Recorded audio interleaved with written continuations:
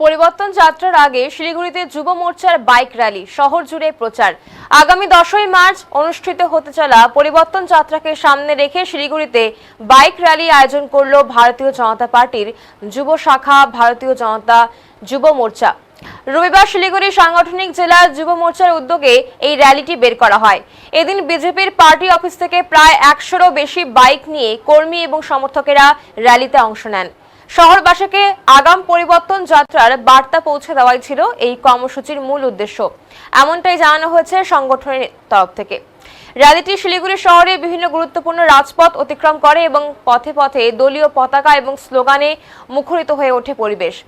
সাধারণ মানুষকে পরিবর্তন যাত্রায় যোগ দেওয়ার আহ্বান করা হয়। বিজেপি নেতৃত্বের দাবি, আগামী 10ই মার্চ শিলিগুড়িতে পরিবর্তন যাত্রা ঘিরে বড় কর্মসূচি নেওয়া হয়েছে, আর সেই কর্মসূচির প্রচার এবং জনসংযোগ বাড়াতেই এই বাইক র্যালির আয়োজন করা হয়েছে। শহরের বিভিন্ন রাস্তা ঘুরে শেষ পর্যন্ত হাতিমোড় এলাকায় গিয়ে শেষ হয় এই র্যালিটি।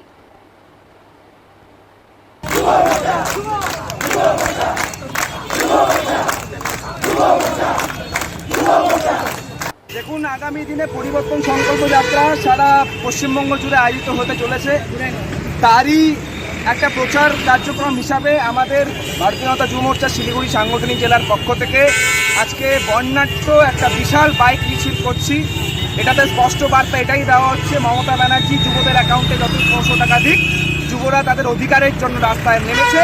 আজকে ভারতীয় জনতা যুব মোর্চা শিলিগুড়ি সাংগঠনিক জেলার সভাপতি সৌরভ সরকারের নেতৃত্বে আমাদের শিলিগুড়ি বিধানসভা কেন্দ্রে এই বিশাল বাইক মিছিল আয়োজিত হচ্ছে।